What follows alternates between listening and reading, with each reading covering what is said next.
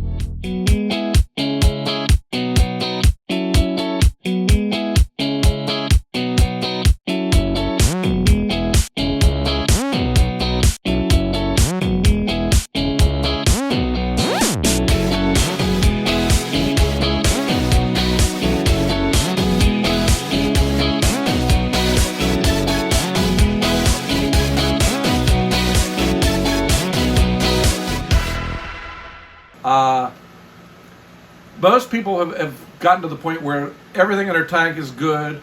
They don't worry about anything, but they can't get their pH up above 7.9. And that was the case downstairs for the past 6 years. I could never get the pH up over 7.9. I tried just about everything. I had calcium hydroxide dripping in at night. I did more water flow. I added air stones. I added agitation in the sump. CO2 scrubbers. No, I hadn't gotten to the CO2 scrubber really? yet. Okay. I looked at all the simple things. Okay. And none of those really improved the CO2. And I was having issues with STN, slow tissue necrosis.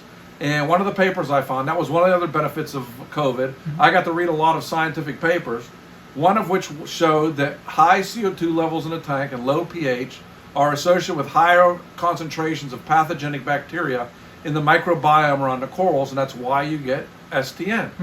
So obviously, I was having issues with it. I talked to enough other people that were also having issues with low levels of pH.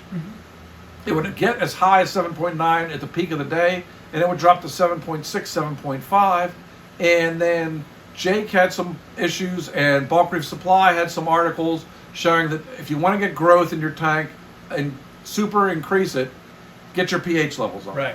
So obviously, between trying to improve the growth in my tank, trying to control the RTN or STN, I started looking at pH very aggressively.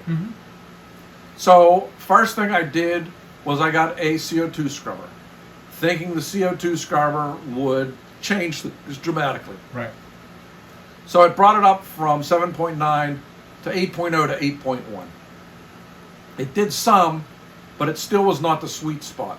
And I had to change out the media every 2 weeks. In a 500-gallon tank, sucking in air, it does that. Right. So reading and looking, I found that it doesn't matter what you're doing. First thing you want to do is have fresh air in the tank. The more fresh air you have, the less CO2 you have building up in the room. Sure. Well, how do you measure that?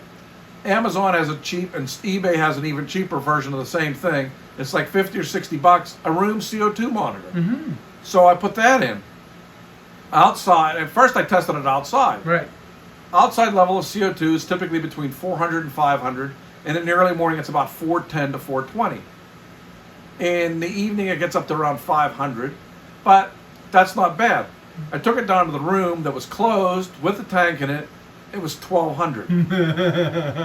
Okay, obviously thinking this probably isn't a good thing. It's 800 parts per million higher than it is.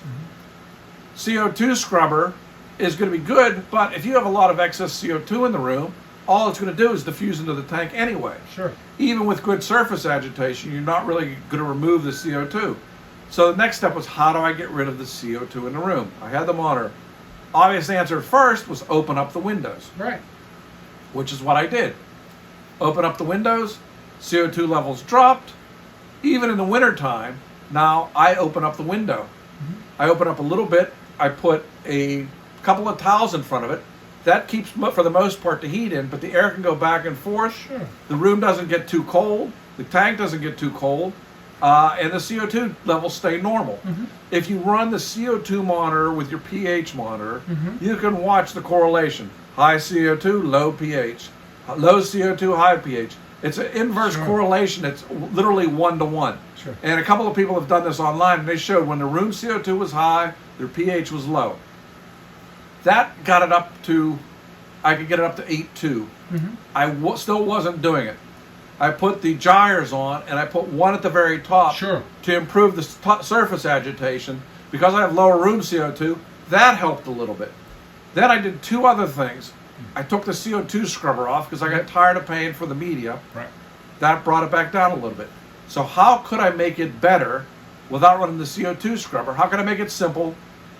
I did two major changes. One, I put air stones in the overflows. My overflows are almost 4 feet from the top down to the bottom. So I run an ceramic air stone with ceramic little discs around it Right. to weight it down to the bottom of the tube. I crank up the air in there. It blows up across the water. So it's acting like a giant skimmer, and all the CO2 laden water from the tank is having well oxygenated water blow across it and driving off the CO2. That brought it up to 8.2, 8.3, and then the tank would no longer drop below 8.0 at night. So I'm thinking, okay, is there something else I can do better? Well, this is like a giant skimmer. Why don't I try and improve the air intake in my skimmers? Right. Since I'm running two really efficient skimmers, I wasn't running them. I was running them wet, and I was running them a little bit lower in the tank. Sure. I raised them up another 2 inches on the tank with these oil change discs that you Yes. can raise things up with. Yes. Raised them up 2 inches, and I turned off the shutdown on the airflow. That is, I increased the airflow to maximum. So they're now running drier. I dropped the water level down in the skimmers, increased the airflow to compensate for it. That increased the amount of air going in dramatically. pH now only drops down to 8.0, 8.1 at night, and it goes up to 8.4, sometimes as high as 8.5. You really don't want to get above 8.5. That's where you tend to have problems. Sure. Since I've done that, that's one of the few things I can honestly say has dramatically improved things. The RTN I was treating and STN I was treating at the same time, that stopped and dissipated. Then I just went to a higher pH. I'm getting faster growth, as seen by increased growth tips and faster alkalinity consumption. Almost 20% more alkalinity. Really? Where before I was putting in 2 cups into a gallon of water of the soda ash, I now have to do 2.5 cups. So that's 20%. Right. So that's a marked increase in consumption. I also have a higher consumption of calcium because I'm using the balling method for adding it. Sure. I also had to increase the amount of calcium and the amount of magnesium going into the tank. Sure. So to me, that's indicative that the corals are growing faster than they were before, not just because they've gotten bigger, because there's still a lot of small frags in the tank, but they're consuming things faster. The RTN has gotten more under control, and the pH, most importantly, is always higher, significantly higher than it was before. Sure. I mean, 0.5 may not sound like a lot, but going from a high of 7.9 to a high of 8.4 is a dramatic improvement. Yeah, and isn't it logarithmic? It's logarithmic, so Yeah. it's, half of tenfold, so it's a 5-fold increase if my math's right. Right, exactly. Okay, so question would be, since you got those massive skimmers and air, why do you think the air stones helped more than, I shouldn't say more than, but it incrementally helped? It incrementally helped, but the skimmers did even more. Right. Each step has brought it up a little bit more. Adding the surface agitation on the tank added a little bit. Right. Getting rid of the CO2 in the room was the biggest thing. Sure. Because if I close it, when it's hot out during the day, we close it for the air conditioning because I don't want the tank to get too hot. Right. Then the CO2 will still get to about 1,000 down there, where before it used to get to 1,100.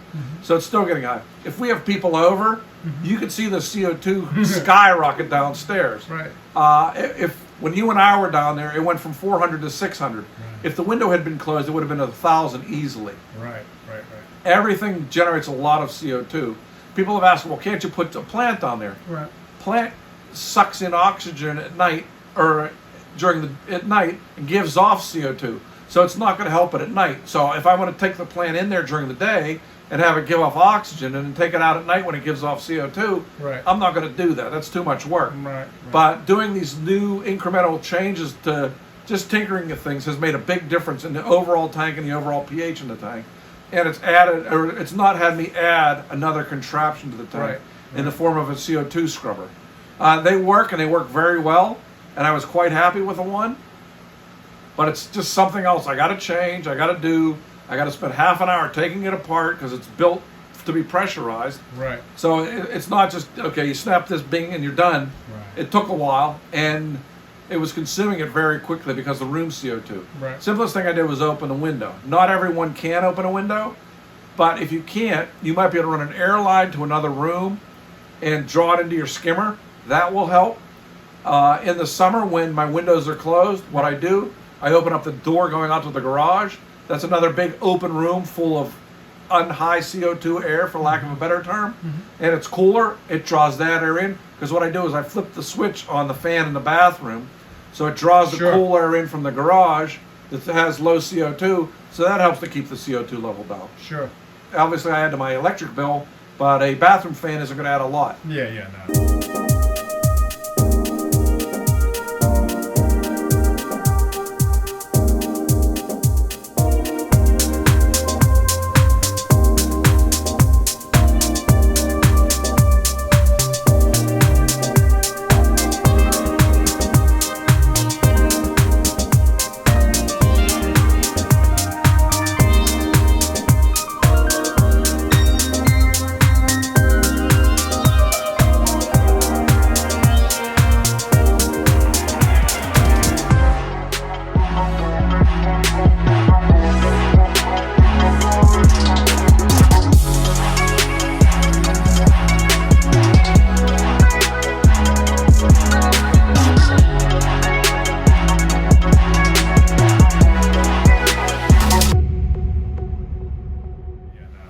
So just doing simple things like that. Oh, the other thing now is, particularly in the summertime, I blow a fan across the water because one, that cools the tank. It also cools the LEDs, but it also increases the CO2 or decreases the CO2 by getting better surface agitation across the top. Which would make sense. And then you don't have any chillers on anything anymore, right? No, the only thing that cools that tank is a Vornado fan. Yeah, and it does make a difference. It does cool the tank. At least a degree and a half. So that's what I was going to say. What are you running it at? Are you still at the 70? I run it at max, and I run the tank between 77 and 78. Okay. And again, it's a big tank. So yeah, and it stays there, and it's pretty stable.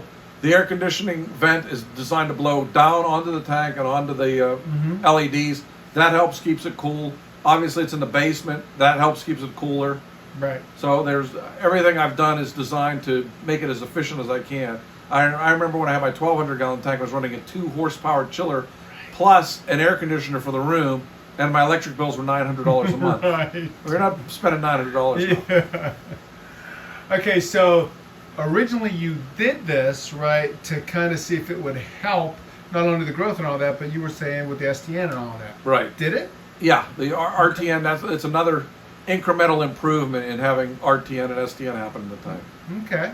And again, for the new hobbyist, would you recommend them kind of starting right out the gate worrying about it? Or? Yeah, for anyone getting your pH up, you're going to get faster growth in your corals, you're going to have probably less disease, more stability in the tank, just overall better. I mean, over the years, we have totally started to neglect pH. Oh, my pH is 7.9, it's fine, it's 7.8. Right. We were all under the assumption that that's not causing any detrimental effects in the tank. But after being home and being able to observe everything for the last 18 months and seeing what changes can occur as a result of higher or lower pH and then improving it. Sure. I mean, I'm doing a article for TFH on the things we have neglected and overlooked over the past 10 years. Mechanical filtration, pH, and salinity. Those are 3 things we don't really look at or worry ourselves about. Sure. But that's, particularly pH, has become something very important for me to try and stabilize and keep as high as I can, as long as I can. Right. So a couple questions, not related to pH, but to your point, since we've had kind of, again, COVID and all that sort of stuff, right? You've been doing a lot of writing. Where can people find your writing then? I'm writing for TFH. I'm writing for Ultramarines magazine in London or England. I'm writing for Coral View, and I'm writing for what's the other one? I can't remember the fourth Just one. Coral? No. And there's another one. Okay. If you go online and just put my name in, you'll see the articles.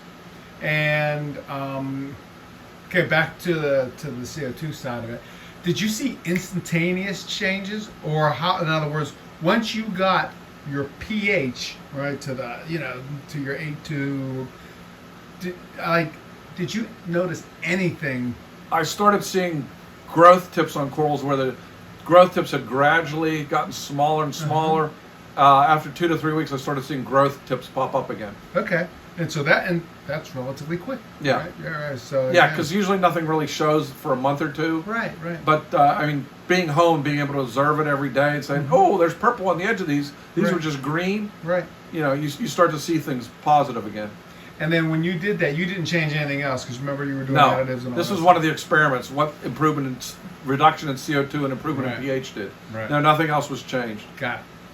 And No, I mean, I do have a scientific background. I do try to only change one parameter at a time to see what it does. But obviously, I did them probably faster because I didn't know how long COVID would go, and I thought a month was enough time. Sure. But realistically, everything should have been done either quarterly or in 6-month increments. Sure. But I'm getting to be an old guy. I can't wait 10 years to get all my experiments done. So Right. that's part of the deal, too. All right. Okay, so speaking of which, remember, again, we'll say before COVID, right? You were experimenting basically with various additives, we'll call it, right? Right. I'm still am adding the trace elements. Andre Mueller at Reef Moonshiners has set up the perfect system for doing trace elements. In that you do your ICP test. Basically, you got your ICP test back in the past, and you go, okay, I'm low in this and low in this. What do I do? Right. And then you'd add a bunch of stuff, which had everything under the sun. His new formulation, everything is separate. If you want to add vanadium, you want to add manganese for your gonioporas, you want to add boron, Sure. anything you want, you get your ICP test back, you plug your numbers and your tank size into a calculator that he has. It tells you precisely what you need to add daily, or if you want to do one big dose, Right. however you want to do it, it's easy. Right. So now everything is right before you in terms of adding trace elements. And to get some of the colors that we see, you really do have to meticulously change and add some of the trace elements. Right. In small increments, again. You don't want to dump a whole bucket of stuff in. The most I've ever added of any of his trace elements at one time was 5 milliliters. So And your tank, again, your water volume, yeah, again, is what, 800, 900? it's 640 gallons. There you go. But I got a digital, not a digital, but a pipette. Yeah. And I can measure out it precisely what I need, draw in the stuff, shoot it into the tank. Right. Perfect. Very Right. easy. And of all the trace elements, right, what you're doing is you're saying, hey, it's not just one, but it's the combination or the ranges among all of them. Some of them affect other ones. So you add one at night. Most of them I add at night. A couple of them I add in the morning because they interact with the ones that you add at night. Some of them you have to make sure that like your potassium or your phosphate and your nitrates aren't too high when you add iron. If you add iron and you have phosphate, you may as well just light a fuse for algae to go berserk. Sure. So everything, you have to do your reading. This isn't just cookie cutter, ding, ding, ding. Right. Every tank is different. Read everything that's on the Reef Moonshiner. Read the Reef Moonshiner handbook and look up what each one does so that you have an idea. Because some cause extra fluorescence, some cause extra coloration, some improve growth. Everyone has something. Sure. I actually wrote an article on trace elements. I can't remember everything I learned doing that, but there's a lot to each trace element. Sure. And like I said, you're not adding a ton of them. There's a reason they're called trace elements. They're in very small, and you're not going to notice an effect probably for a couple of months. Right. And I would also suggest that when your tank is doing well, that's when you're going to notice the effect. If your tank is doing crappy, adding trace elements isn't going to make it better. Right. It goes back to the previous videos where, again, you're looking at incremental benefits, not huge. Yeah, you're not going to, like I said, you're not suddenly going to get a frag grew into a colony overnight. Right. You might see more color, you might see more pink or orange or whatever in a coral that you didn't see it in and figure it out from there.